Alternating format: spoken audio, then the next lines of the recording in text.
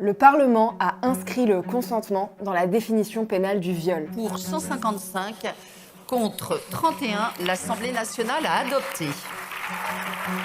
Moi, c'est Marine, je suis élève avocate, militante à Dupin et des Roses et au collectif d'action judiciaire.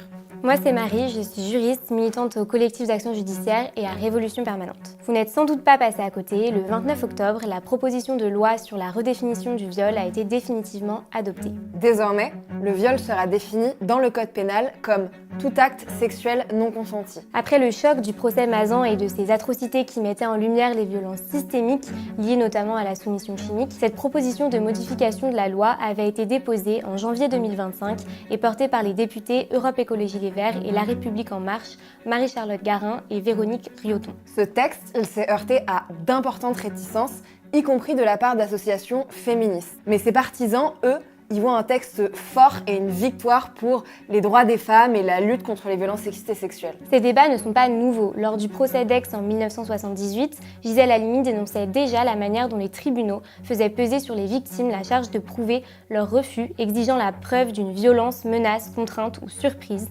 conformément à l'ancienne rédaction du texte. Nous pensons que la femme victime ne doit pas se sentir coupable et qu'elle n'a rien à cacher. Que ce qui est scandaleux, c'est pas de dénoncer le viol, ce qui est scandaleux, c'est le viol lui-même. Et aujourd'hui, il est donc essentiel de comprendre et revenir sur les objectifs de cette réforme en 2025 et l'impasse qu'elle constitue en réalité. Pour certains, l'objectif de la loi est avant tout symbolique. Par exemple, les députés LFI soulignent à juste titre que changer la définition du viol dans le droit pénal ne mettra pas fin à une société patriarcale. C'est vrai. Mais selon eux, cette loi serait un premier pas symbolique et son but serait donc avant tout pédagogique, éducatif.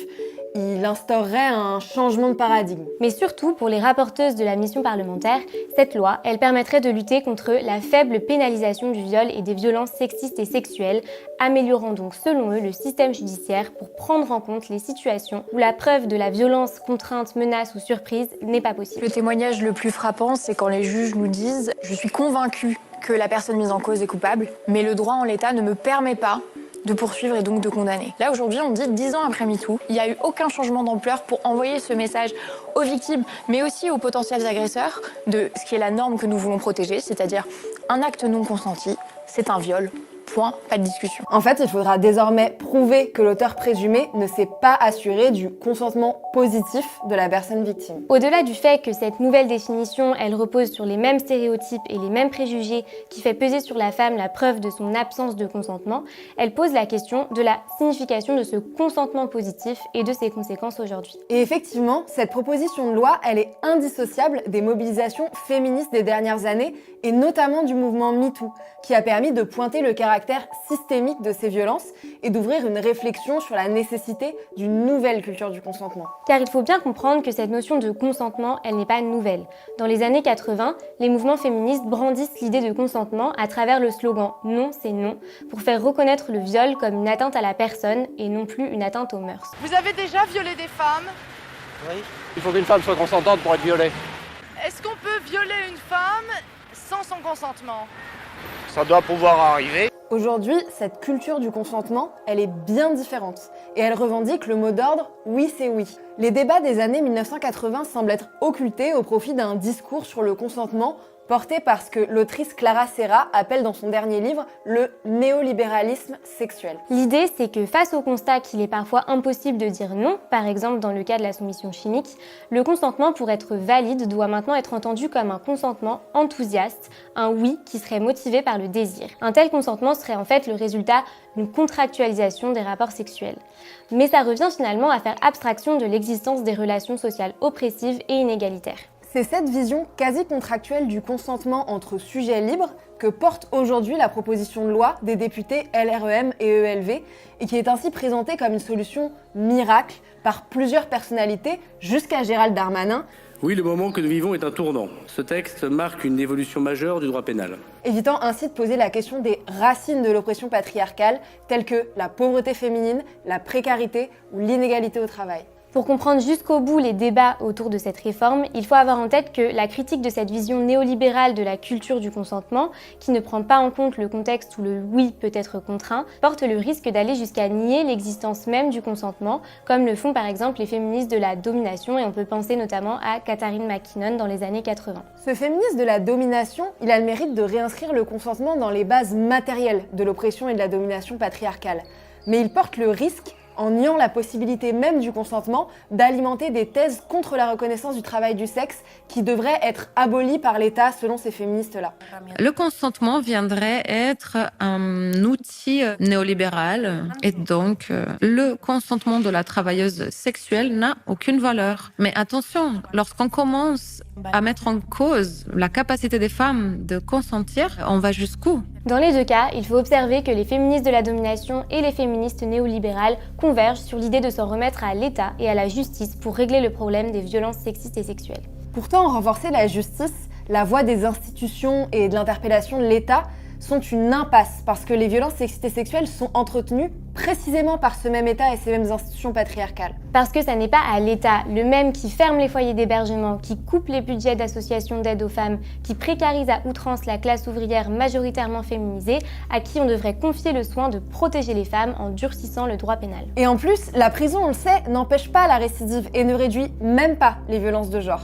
Elle est même, en elle-même, un lieu de reproduction des violences sexistes et sexuelles. La prison, comme l'a très bien montré le mouvement du féminisme noir à travers des figures comme Angela Davis ou Françoise Vergès, est aussi une institution de violence raciste et de classe qui ne protège pas les femmes, et en particulier les plus pauvres et les racisées, mais qui, à l'inverse, renforce le cercle d'exploitation et de pillage dans lequel elles sont placées et légitiment les États impérialistes comme les garants de la sécurité de certaines des femmes. Et derrière tout ça, il y a une logique politique. Renforcer l'appareil répressif de l'État au nom de la défense des femmes, alors qu'en réalité, ce sont les classes populaires, racisées et précaires qui subissent le plus cette répression.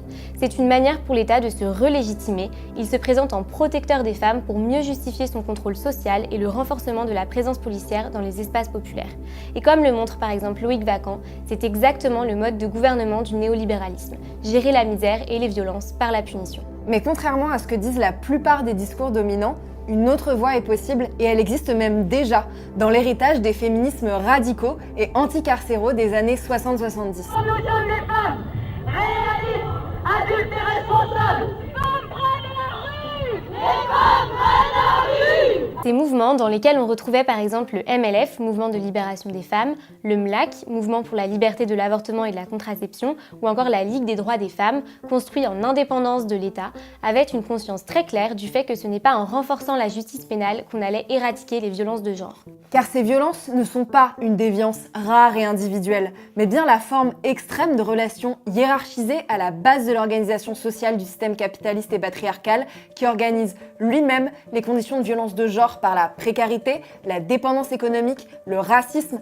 la hiérarchisation du travail. Par exemple, c'est ce système qui permettait à l'époque à des femmes blanches et bourgeoises d'aller avorter dans d'autres pays, tandis que les femmes condamnées par l'État pour avoir avorté illégalement étaient très majoritairement des femmes précaires et racisées. Ces collectifs féministes portaient une idée offensive de transformation sociale et une dénonciation plus générale des institutions fermées et des institutions répressives en dialogue avec les mouvements anticarcéraux portés par les prisonniers, les mouvements anti-asilaires par les personnes psychiatrisées, mais aussi les mouvements contre les foyers de jeunes filles et contre les casernes militaires. Leur mot d'ordre était clair, on ne délèguera pas notre émancipation à l'État.